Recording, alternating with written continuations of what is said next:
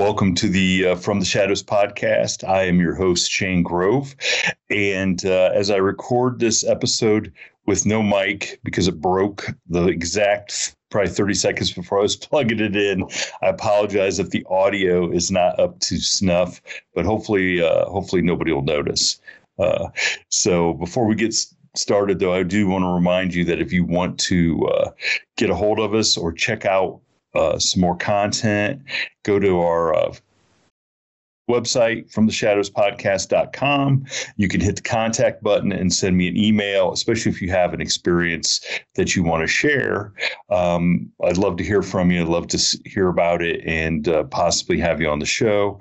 And then if you want to check out everything that's From the Shadows Podcast, from our TikTok page to our Instagram, to our couple different Facebook pages, there's links there. You can also go to our Patreon page where you can sign up and get episodes early and commercial free and some other bonus material. So with that being said, I'm excited. I've been trying to get this guest on here for a couple of weeks. We finally got it all situated and timed out, and then the mic broke, but we're soldiering past that. And it's kind of cool because this guest kind of ties into a guest we had a couple of weeks ago and backs up some of the stuff that the other guest had to say, completely independent of one another. So with that being said, I'd like to introduce Bill from Virginia. Bill, thanks for joining us on the From the Shadows podcast. Yep, you're welcome. So I'm super excited because I know you have a really great Bigfoot encounter to share. Yeah, that's one that one is a very good one, I gotta say. Well, it's your best. If that's the only one you got, yeah, okay, we'll take it. Yeah, yeah. Well, the other encounter, I don't know exactly what it was, but like I said, the first one, I looked at, it was 100% a Bigfoot. Well, let's get it. Let us tell us when this was and what the circumstances were and how this all happened. Well, first off, I do work with big game animals and lots of other smaller animals and stuff like that. I won't go into detail exactly what I do, but I work with them full time. So I know black bears, I know grizzly bears, I know everything, and it's a full time job for me, and so I know what I saw when I've seen stuff. So I know the anatomy of animals very well. But what happened that day? It was probably, I'm going to say, I think it was probably 2006 or so, and we're in the eastern Blue Ridge Mountains, and we're very, very close to a government facility. And it was in I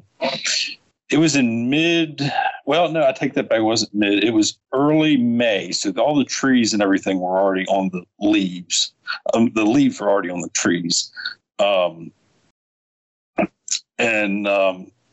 It was a Monday morning. It was raining, foggy. You couldn't see 5 feet in front of you. And if anybody knows how it is on the mountain, when it's foggy, you can't see anything. And I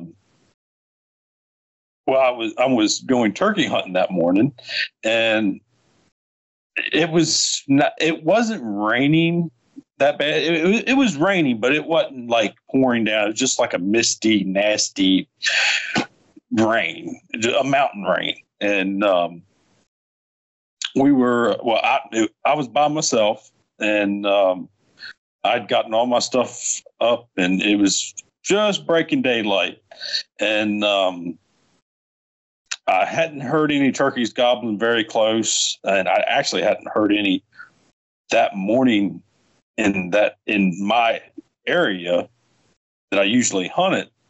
So I kept on walking down our property, and finally across this across like this big ravine, like it's more of a valley than a ravine because it goes up over to another mountain. And there was a turkey over there, and he was just hammering every time he heard the owl hoot. He was hammering, and at this point it was already getting daylight. I mean, you could see, I'd say it was probably, I don't know the exact time, but it was daylight. And so I said, well, I ain't got nothing else to do here for a little while, so I'm going to go ahead and try to get down to this turkey because I knew exactly where he was and what he was going to do. So I started it was a long walk. It was probably a good mile down the mountain, and I'm zigzagging through 4-wheeler trails and stuff like that, trying to get trails I've driven on with 4-wheelers and trucks and stuff since I was a kid. And so I'm working my way down, and every so often I'd start getting a little closer, and I'd make an owl hoot, and he'd gobble again, and he was still about in the same area. And as I'm declining in elevation, I'm getting out of the fog and more into a misty, like very clear, it's not as foggy. And I keep on going down the mountain, and I get all the way down to the bottom. And at the bottom, there's these huge boulders. I mean, some of them are 8 foot tall. I mean, they're just 8 foot tall, and probably some of them 30 foot long. I mean, they're huge. It looks like something out of a prehistoric area, because when you get down in there, you got these huge hemlock trees that are, they look ancient. And then there's this big creek that runs down through the middle, and all the rocks, even the big rocks, are all, like basically polished, because at one point in time there was a huge river that probably ran through there. And it was, and like I said, it was raining, but I was so low in elevation that it was 100% clear now. I could see everything. And, I could see, 100 yards, whatever is, other than what little bit of misty rain it was. So I set up the first time I set up, I got to these rocks, and I hit the owl hoot again. And it's plenty daylight, it's dreary, but, daylight. And, it's not dark or anything like that, or, a little bit dusk or anything. It's, at this point it's probably like 7:30, 8 o'clock in the morning. And, so I'm sitting there, and the bird, he was still up on the hill on the other mountain. And I was trying to figure out if he was with hens or if he was still on the roost. And the way he was gobbling, I almost figured he was still on the roost. And because he was also in higher elevation, so he would have been in the rain and everything. So I was like, well, he's probably staying on the roost a little bit longer since he's up higher. But if he knows there's a hen down lower, and birds naturally, especially turkeys, want to go down because they can't, fly a long stretch like a crow or something. So I said, well, if I get on the other side of this big creek, I can literally call him right down to me on this road. Even if he's got hens, I can still work up that road and get to him. And I had started walking around this rock, and I hadn't heard it. I hadn't heard anything that morning. There was no birds, no squirrels. I didn't see any deer, other than, the little Tweety birds that were up closer to the top of the mountain when I was walking down. But other than that, I hadn't seen nothing. And I didn't pay any mind to it because, just normal normal rainy day mountain stuff, nothing's really moving. And I was shocked that turkey was even gobbling. And I come around this rock. I'm getting ready to walk around this rock. And if the rock is on my left-hand side, this rock's probably about 6-7 foot tall ish. And the creek is about 75 yards in front of me. But then there's a bunch of boulders and a little creek like right on the other side of this rock. So it kind of goes downhill just a little bit. And I get right onto the other side of this rock, just almost around it. And I heard something, and it was like something was moving. And I was like, what in the hell? And I didn't know exactly what it was it was just moving funny. It wasn't like anything I heard before, because what it was, it sounded like it was, basically stuck in the mud, or, laying there or trying to get up or something. And I'm standing there at this rock, and I go ahead and I take my shotgun off my shoulder, and I wasn't scared or anything. And I'm walking around the corner, and I just didn't want it to be a sow bear with cubs, is what I didn't want it to be. So I'm walking around the corner of this rock, and about, I'd say, maybe 10 feet or so out from that rock, all of a sudden this big figure like walks out in front of me, like literally about 10 feet away. And I'm sitting there with my shotgun in my hand. I'm looking at this thing, and I'm like, oh my God, it's a Bigfoot. And that's literally what came to my mind. And about that time, it was gone. It ran down through the woods. And I mean, when I seen it, literally looked at face to face, it was probably about, it felt like a minute, but it was more or less probably like 5 seconds. And I'm really close to that thing, and I wasn't afraid of it or anything. It didn't have a really meaner to it, and I didn't smell any odors or anything like that. But the way that thing moved, I mean, it was clearing rocks and logs like it was nothing. And after I seen it, it scared me more when it ran off than it did when I seen it. So, and I'm about 6'3", and it was about my height, whatever it was. It was about my height, maybe just a little bit taller, but it was built fairly heavy. It was the hair on it wasn't. It was very very like smooth, almost like a silky looking, especially around its face. But then it kind of got a little bit shaggy down, like on its back and down towards its belly and everything. Got a little bit shaggy down through there. But other than that, I mean, it was, it literally looked like a human with hair on its face.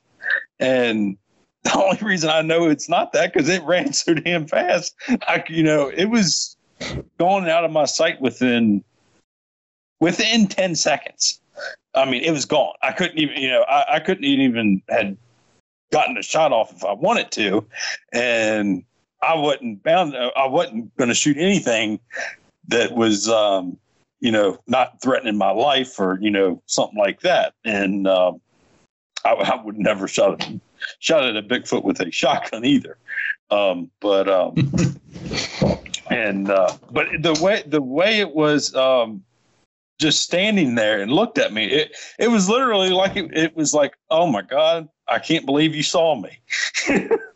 This close. It was so. It was just. It was fast. That I do remember. That thing was. It was quick, and you could hear it running down through the woods, and then once it got down, I'd say probably. I'm going to say 75 yards. The sound disappeared. So I don't know where it went from there. It could have got over on the other road. And, after that, after I seen it, I started going back up the mountain pretty quick. I was like, well, oh my God, I was a little bit shaken. I was a little bit more shaken after I got over halfway to the top of the mountain, because then up my side of the mountain, because I was like, oh my God, did I really just seen what I saw? And I had never really told that to very many people, because they're like, oh, it was whatever, you just seeing stuff. Well, I wanted to shoot a turkey that morning. I didn't walk a mile down the mountain just to turn around and walk back up. Yeah. Oh, there you go. So, wow. So you're like, you were lying when you said you had a close encounter. It was a very close encounter. I mean, I was right there with him. I mean, I could have almost reached out and shook his hand, and it was. It was more of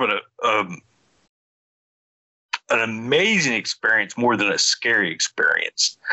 I couldn't tell if it was a male or female. I didn't have that much time to, because we made, basically we made eye contact, and, it didn't seem like he had a mean bone in his body.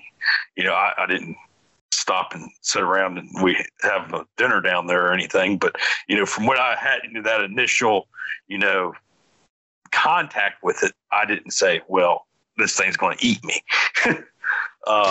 Well, okay. So you described when you were standing on the other side of the rock that it sounded like somebody was like laying down trying to get up. Do you think this thing was laying down? Like, just honestly, I think he was laying down is what I think it was. And I think he probably sensed, kind of like humans sense something that is, like that sixth sense, or even like with white-tailed deer. A lot of hunters, they say, oh, the white-tailed deer, that's got a sixth sense, because they just know something is there, but can't figure it out. And okay. I honestly, that's what I think that was what happened is because, it's raining. There's literally no leaves on the ground. Everything is so, I could have been walking as loud as I wanted to, and the thing wouldn't have heard me.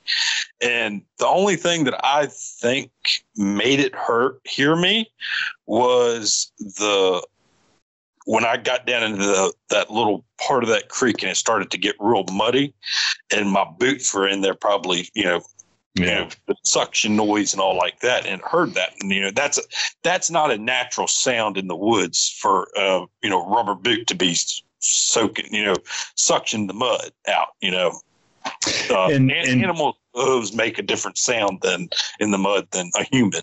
Yeah.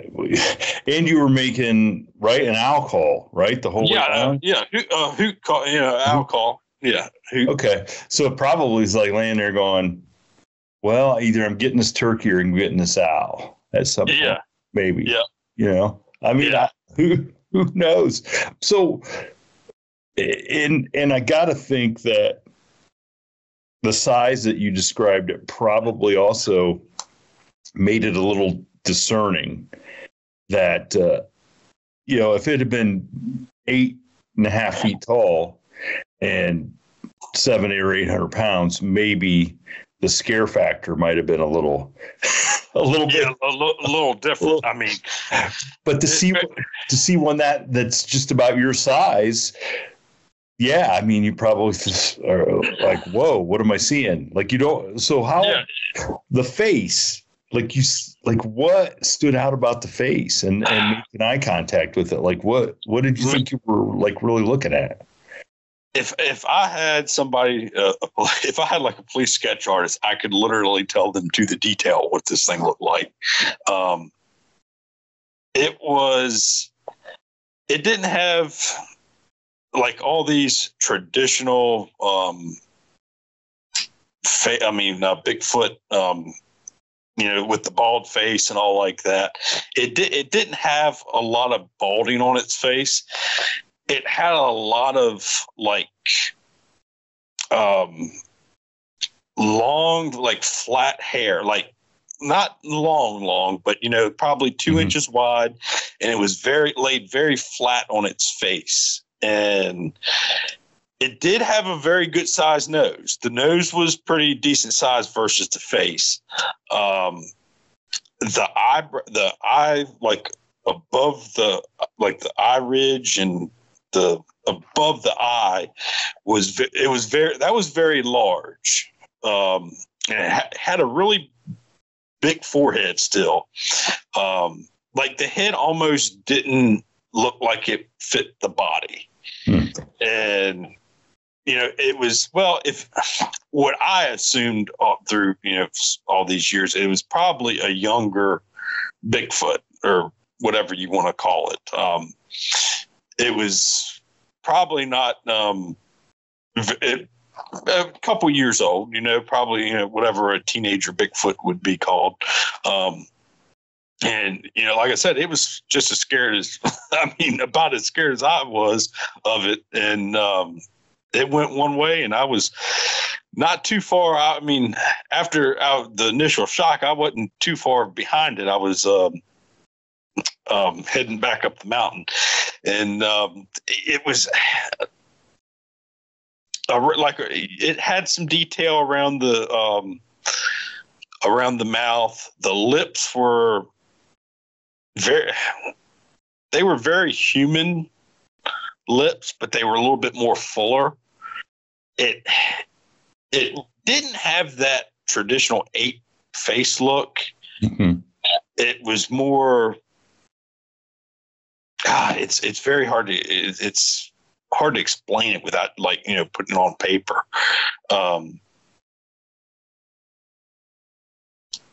It had the ears on it. You could see them, like the outline of them and all like that. And what stood out to me the most was the big, the forehead and the big eye, brows on it. Like it was a very bony face on it. And, so sort of like the pictures of like Cro-Magnon man or a caveman where it had a large. Yeah. That's exactly what it reminds me of, is the cave, like a caveman. Now that you said that, that's what it reminded me of, except it had a little bit more hair on its face. Well, a lot more hair on its face. And, the hair, it was, fully, had hair all the way down to its feet. And, I didn't stick around. I didn't go back to that area until, a few days later. And, by then we had more heavy rain and stuff. And, any sign of anything was, long gone. We've ran trail cameras and stuff on the mountain, and we've never had anything crazy show up like that. And we've had a few odd things show up on camera that were like, well, what could that be? But then you sit there and you look at it long enough and you figure out what it is. But that was my personal close to face-to-face Bigfoot encounter. And it was and I still went back out in the woods. Like I said, I wasn't very afraid of it. And another thing, when I was walking back up the mountain, I was thinking, did this thing escape from somewhere? What And, especially with you being near a government facility. Well, and when I say we're near a government facility, like I can throw a rock and hit their fence. It's not like we're a mile away. It's like, like literally I can throw a rock and hit their fence. And so, yeah, and it's something and I've heard in that part of that government facility, it's a lot of woods. I mean, all of it is woods, because a lot of that government facility is underground. And oh yeah, okay. And I've heard stuff up there in that woods that would, I couldn't say if it was something else, but I mean, I've heard bobcats up there. I've heard foxes. I mean, we were riding four-wheelers one night, and the lights hit a bobcat, and it was on the side of the four-wheeler path, and that thing let out this. It's like almost like we scared the bobcat, and he just let out this god awful scream. Just bobcat scream will just pierce right through you. And there was another time. I don't know exactly what. I'm pretty sure that was a cat, though. It could have been a mountain lion or a cat, but we've got some very big bobcats up there. My brother got one a couple years ago. I think it weighed right at like 45 pounds. It was a very big cat. And no thanks, but go ahead. Yeah. And it was a very big cat. And, it was an old cat too, because where we're at up there in the mountain, there's nobody around. I mean, you're literally in the middle of nowhere. And, well, I wouldn't say in the middle of nowhere. I mean, there's some houses around, but you're, on a Monday morning at 8:00 in the morning, you're not going to find, a homeless man sitting down in the mud, yeah. at the bottom, in the middle of the mountain. I mean, that's just not a sane place for somebody to be at. And, I've never seen a homeless man move that fast. And, honestly, I've seen bears run, and when they run, they have that waddle to them. They run kind of like offset, because they got so much weight in the back. If you ever see a bear, you know how his butt's real humped up. The bears run very sideways, kind of through the woods. I mean, they'll go, but but the bears don't take off running on 2 feet, though, do they? No, exactly. Okay. That was, this thing was on it was on its hind legs the whole entire time. Like it, I didn't see it behind the rock until it came out. But, and I could take you to that spot today, and actually, it's so funny. That property was actually bought by the government not too long ago. Well, it's the United States government, but it wasn't the government center that is on the mountain. It was it's an entity within the government. One way, it's in the Park Service. So okay.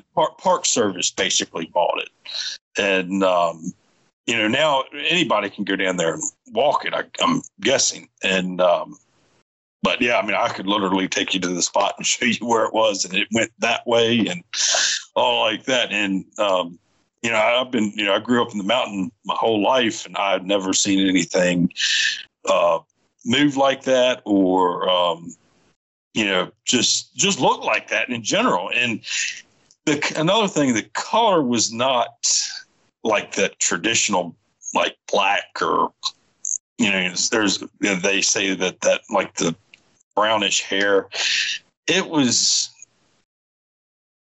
almost like almost a chestnut color, like chestnut, almost black. No, I'm sorry, not black. Almost like a darker black chestnut color. Okay. You know, it was something right in that area. And, but like I said, and that could have been from him laying down. I don't know. I mean, he looked very well kept. I mean, from what I've seen, like I said, 5 seconds can feel, like a lifetime. But from what I could see of him, he was, he seemed like he was, his fur and all was down, and he wasn't shiny. His hide wasn't real shiny or anything, and that's one other thing that really made me think. I was like, that was definitely not no bear, because a bear's hide, they're super shiny. Just about any time of the year, and especially if they're wet, their hide, because they're so black, they're a rich black, so their hair just shines when. It's kind of like when you give a dog a bath, a black dog a bath.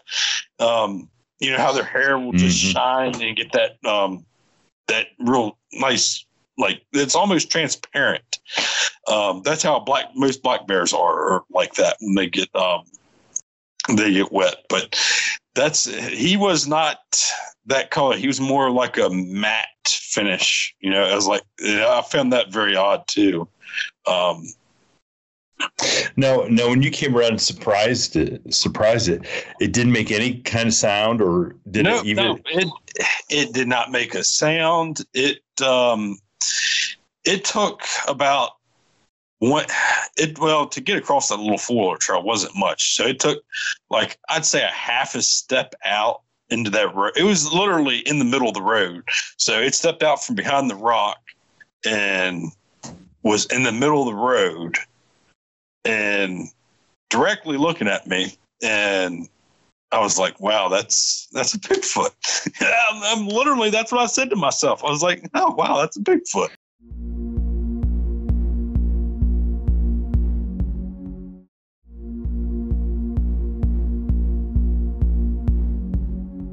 Now at that point in time, back then in Virginia, was there lots of Bigfoot reports, or had you heard stories?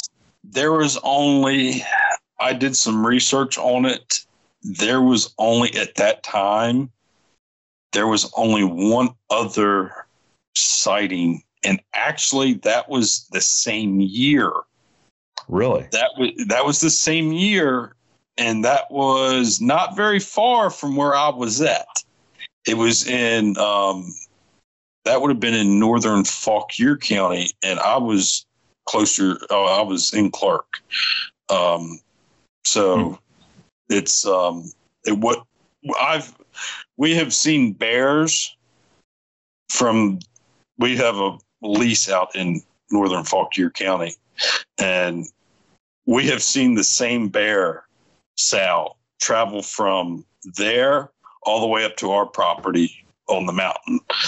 And it's a good little ways for, it's, I think as the crow flies, it's about 10 to 15 miles, which for a bear, that's, in a month's time for a bear to go that far, it's not unheard of.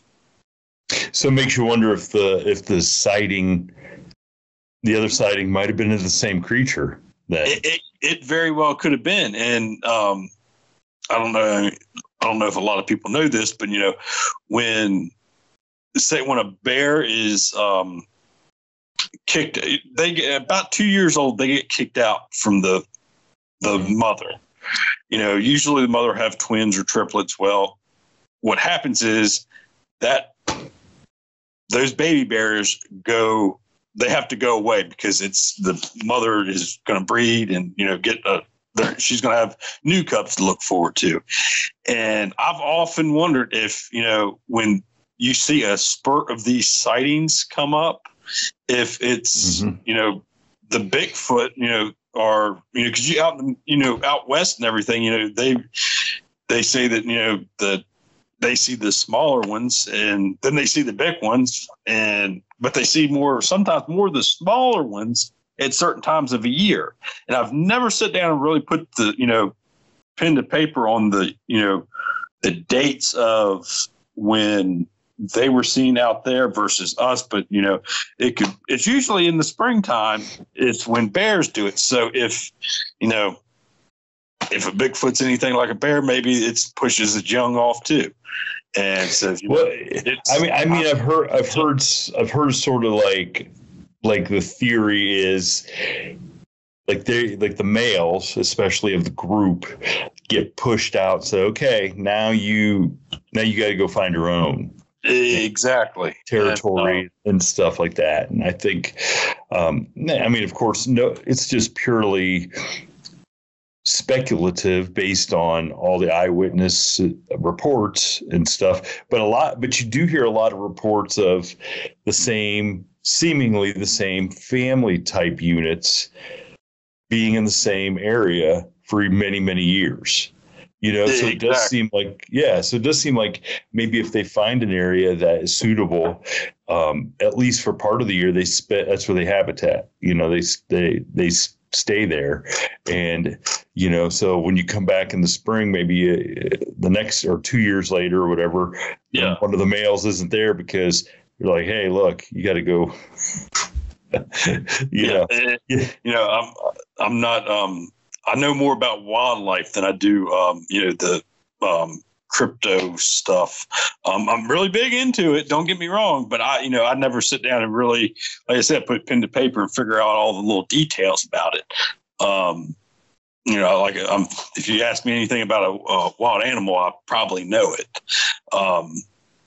Well, I wonder when you tell the story about it being taken by surprise and taken off running, like you wonder, like if the human part of him, he gets back to like his buddies and he's like, you're not going to believe this. I'm laying there minding my own business. Here's this guy with his gun and I had to take off running.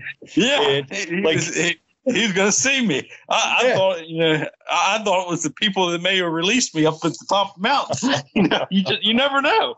When you hear like people describe that they have their own language and they communicate, and obviously they have an intelligence level, it seems, above just a normal run-of-the-mill animal out there. And maybe there's got to be that sort of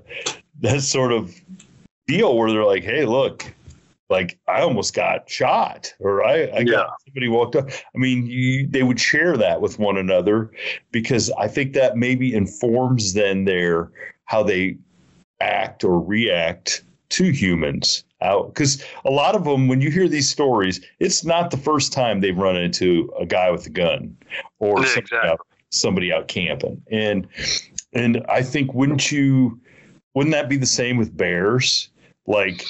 They would know if they've already run into somebody or come across the camp. I mean, they got to know that there's food at a campsite other than just smelling it. Exactly. Well, bears are when they get, habituated to a trash can, they're going to literally live at that trash can until the trash is gone.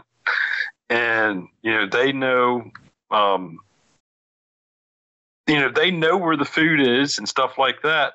And, the mother, will teach the sows and stuff because actually we have a young black bear around our house right now that is, he just got kicked from the clan, from the clan of bears that we've had running around. I guess the sow went somewhere else, but, he's running around and I swear he is dumb as a block of rocks. I mean, he just most young men are. I'm just saying. And he's scared of everything.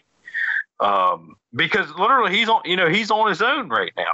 He's the first time that we seen him on his own was the 1st of June. And that black bear, you'll see him and he'll be, standing there and then you're like, oh, he's going to walk up in the woods and he'll walk behind your vehicle and walk on down the other way. You're like, why wouldn't you run that way? And then if you walk outside, sometimes he just hangs around. It's not like we got any food out there. It's like, I don't know personally if he was, habituated somewhere else. Maybe he learned that if I hang around a house. Exactly. That's what I was thinking. If I hang around the house, and it's, we don't see him all the time, but, when he comes around, he just acts very weird. And, he's not like a big sow or a boar where they're gonna sit back and wait for you to go inside and it's all quiet, and then they're gonna come up there and raid and tear everything you got up. And literally, we slammed the truck door one day and he ran halfway up the tree. So, he's that scared.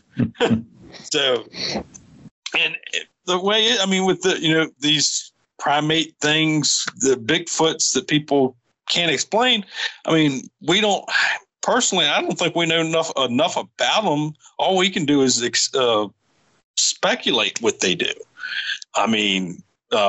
And in that part of the mountain that I'm at, and from where that other sighting took place, you could take and walk from where I had my experience at to where that other report was taken at, and that is on BFRO's website, that report is. I could take and walk from where I seen that. It would take me a good while to walk it, probably a day or two. And walk that and only have to cross one major highway. Wow. And that's it. And I wouldn't even come within 1,000 yards of a house. I could, I take that back. If I got, depending on where I crossed it on the highway, that would be my closest point of human contact, is on that highway. And that's in 15 miles. That's in 15 miles, exactly. And and say something crosses that road in the middle of the night when there's literally nobody driving around or outside. No, nobody's going to see it. And hopefully, you got a lot of more of these people with drones and stuff flying around now with, that thermal imaging, that's another thing. But I've also heard a lot of stuff from, like the Native Americans that, they can like shift their color, not color, but shift to their what you see them as.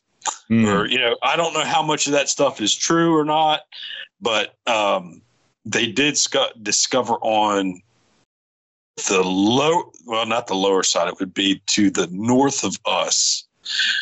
They discovered an Indian, ancient, like they're talking, it's super old. I don't forgot what they called it, but it's like they had like archaeologists and stuff come in there and do a bunch of stuff with it, and it lined up with all the the star. What are those called? Astrological. Yep. Yeah. And all these old rocks that were out there lined up with all that. And so it makes you wonder, back then, could there have been Bigfoots up there? Back then, because the population around, Northern Virginia is always growing and stuff's moving, farther out. And I've never seen somebody go out hunting for Bigfoots, a Bigfoot tag you would buy over the counter or something. So, we know we don't have a Bigfoot season. Well, you made me think of something, because I know people try to put game cams on their property and catch these creatures, and they seem to sense that these cameras and infrared stuff is around and try to avoid them. I wondered if somebody put up game cameras on both sides of the road where game crossed back and forth, if maybe that might be a better way to try to catch these creatures. Well, they actually, I have myself personally, I have about 20 cell phone cameras out. They're out all year round. Okay. I get my phone's been blown up all day with pictures. We watch deer. We got them over food plots and trails and all kinds of stuff. And we've never had anything. I've been running those for about 2 years now.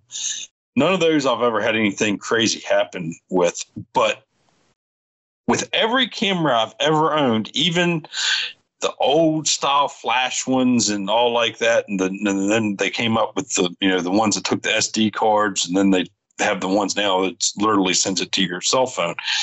When you're in the woods, that you can hear that little tick on that camera when it goes off. Even if it's the highest quality camera, if you're listening and you have very good hearing, you can hear that little click. It's just, it's basically a voltage thing.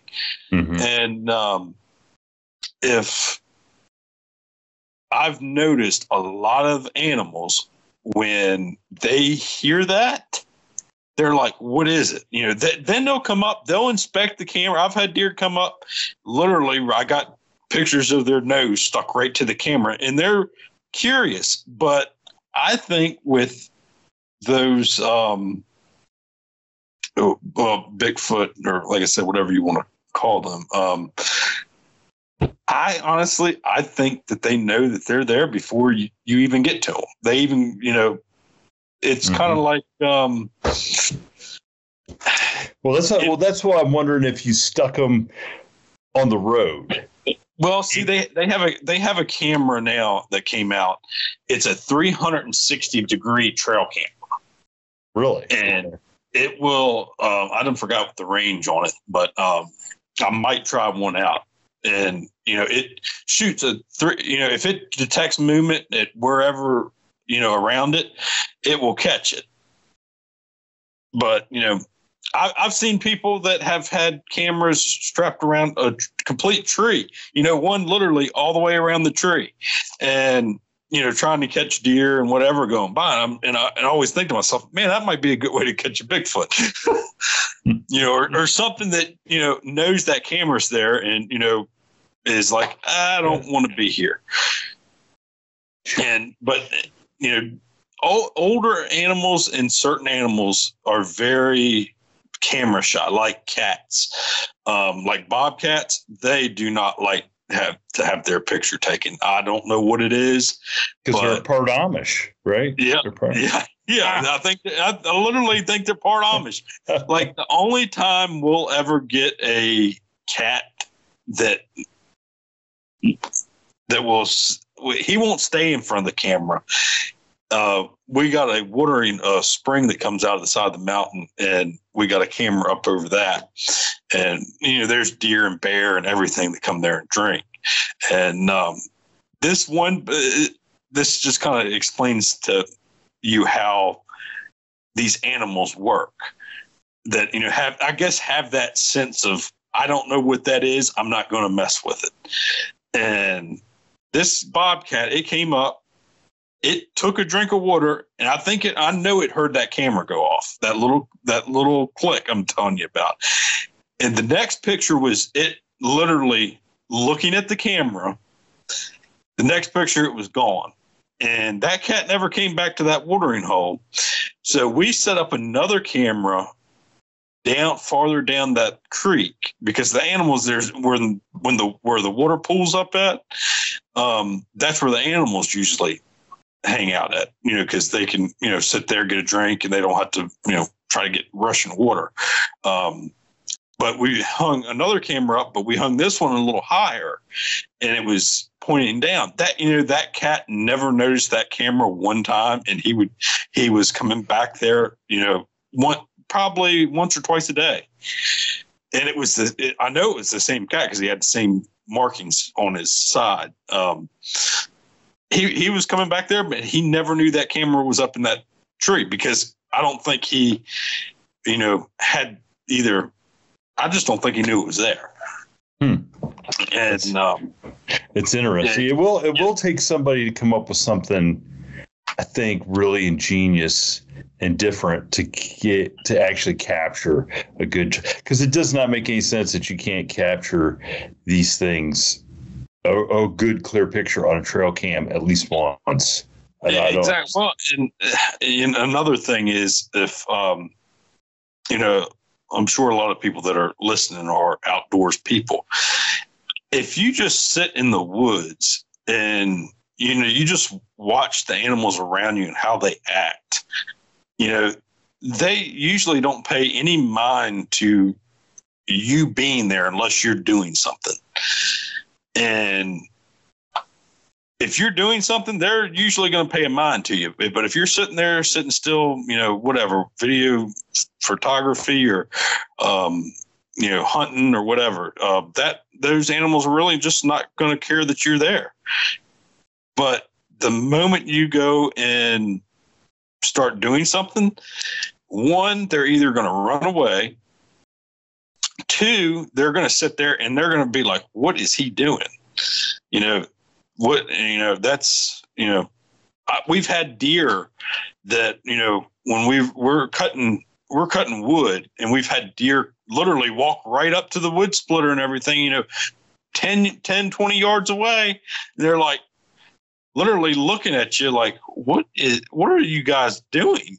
Because they're curious animals. And, where you take, for instance, a bear or something, it's like, oh, I hear a motor running, I'm heading the other way.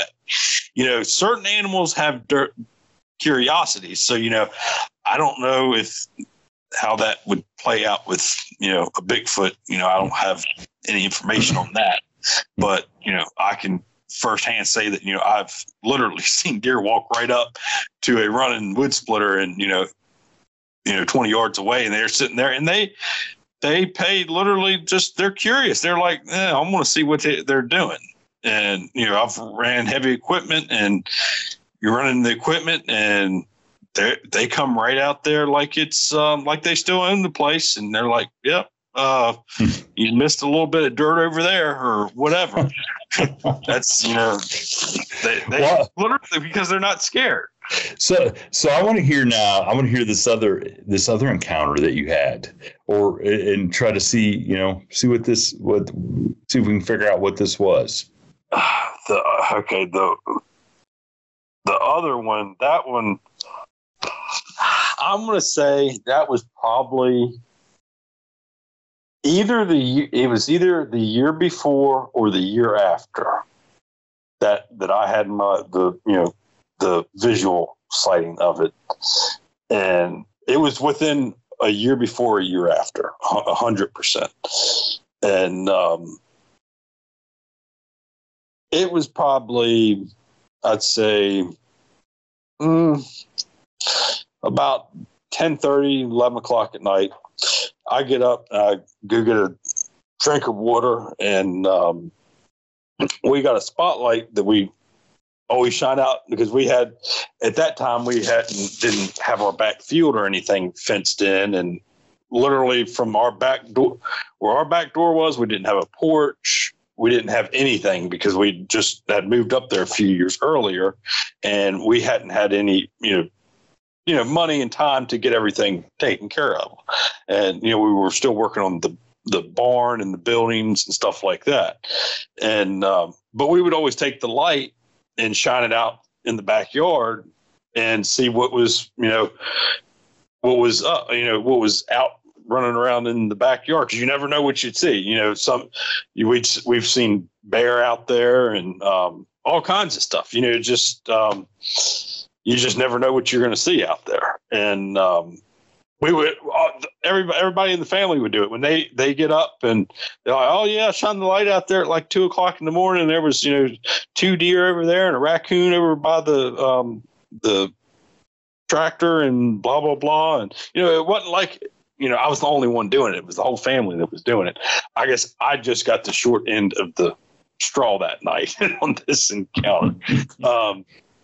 Because I will say this one scared me to death. So where our foundation is, and where our backsliding door was, is roughly about 6.5, 7 foot off the ground. So whatever this was had to be pretty tall. And so I slide the door open. I'm shining the light out there. I'm I never pay attention to what's below me. And like I said, all the way except for the far end of our house, we did have a set of steps there that came into the back door, and that was the back door that we used. And that the only reason we had the steps there versus where we were going to put a porch on the house, and we didn't have rigged up set of stairs there. We had it at the mud room where you come in, and so basically everything was open. And that night, I remember, was very quiet. When I opened up that door, I never heard anything. I never, it wasn't. If I can remember right, it was probably in the fall of the year, and it was just a still fall night. And I opened the door up, and I was like, man, I was shining the light around, and I was like, man, there is nothing out here tonight. And about that time, it was on my left leg. I felt something. I to this point, I almost kind of go blank. I don't know if it brushed up against me or it tried to grab my leg, but literally right around my ankle, something either brushed up against me or touched me, one or the two. And when it did that, I absolutely just lost it. It was, I'm sorry, but I was like, oh my God, because you're letting them, nobody's going to, we have no neighbors, what the hell just grabbed my leg? So I run, and it was so funny because I ran in, and my dad was actually on the couch, and I ran in there to get him. He was sleeping, and I ran in there. He fell on top of me because he didn't know what the hell was going on. And I said, there's something out there. It just grabbed my leg. And so we get collected there a little bit. And then we all have, the whole family had access to the gun room. And I got the key. I'm shaking, trying to get the key into the door and all like that. I'm like, and he got the key and all like that. He said, "What did you see?" I said, "I'm telling you, it's still out there." And we came back, and my mom and my brother were they had just came out of the other room, and my mom, my dad. I don't think my brother saw it, but I know my mom and dad did. But we grabbed the light and shined it back out the door. And literally right at the door, there was a set of golden colored eyes staring right back at us. And I remember my dad, he won't admit it, but I could hear him have that, he's a very tough man, and he had that, oh my, something is right there, that gasp that oh man, it took him by surprise. And when that happened, it was like the eyes were there and then they were gone. Drop of a dime, they were gone.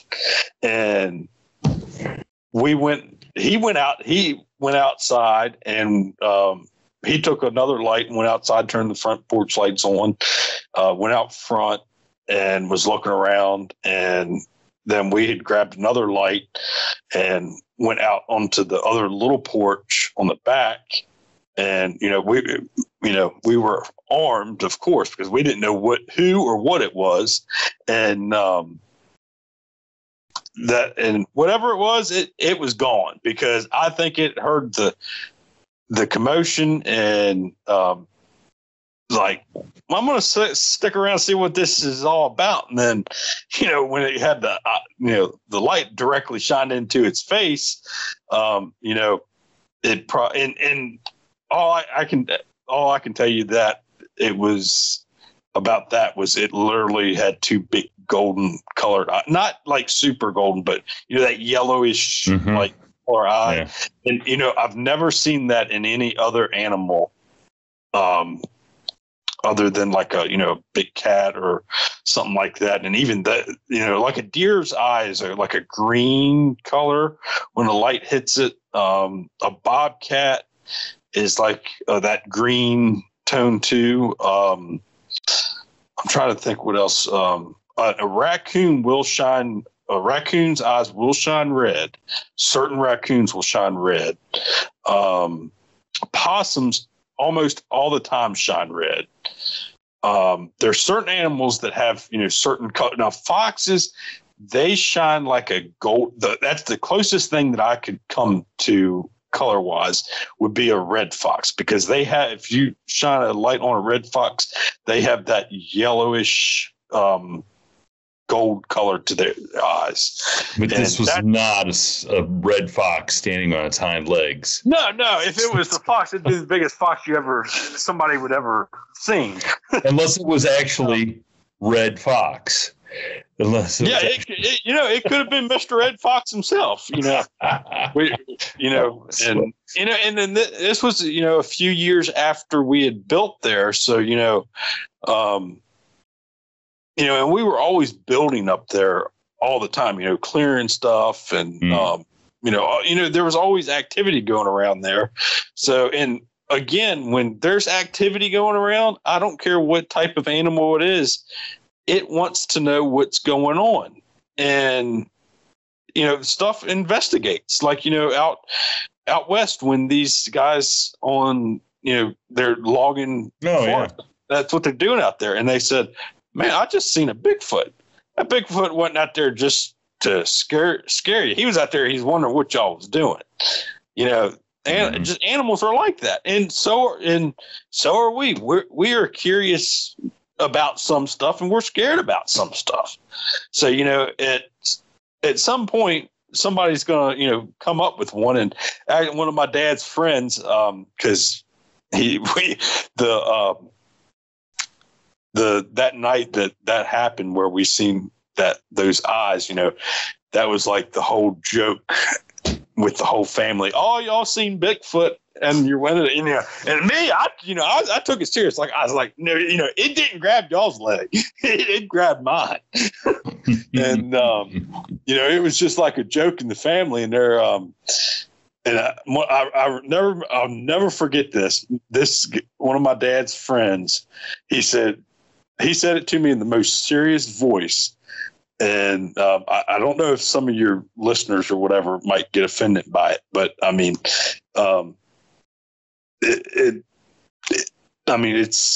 it's not that bad. But he told me, he said, because he knew how I was in the woods and all like that, because I literally was in the woods all the time, and I knew animals. I just, I grew up around them. I had done, all wildlife and everything. I knew everything, by the age of 12 or 13, by the age of 11, I killed my first bear. By the age of 13, I've killed like 4 or 5 deer.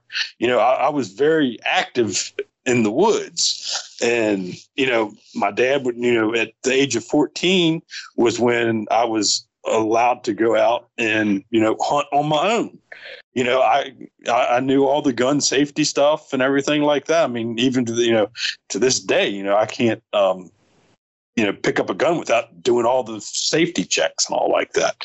It's just ingrained into me, and that's how, all these skills with, hunting and tracking and trapping and all like that, when you learn it from different people, and that's, another thing, when somebody is telling me explaining something to me, I want to listen to them, because yes, I might know a lot, but I just still don't know everything. I want to hear what they have to say about it, and I'll dig out and figure out what is bullshit and what's not. But anyways, that guy told me, he said, the way you are and active in the woods, he said, one day I guarantee you're probably going to kill Bigfoot. Is what he told me. And that's what he said. And, you know, and he said it dead serious because, you know, we were all joking about the, you know. Hey, listen, I know if you're the one to kill Bigfoot, I know how it's going to end up. I'm just saying. Oh, yeah.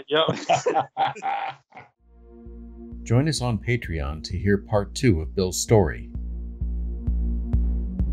Thank you for tuning in to this week's episode of the From the Shadows podcast.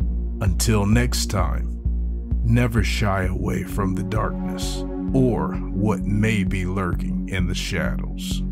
We are out.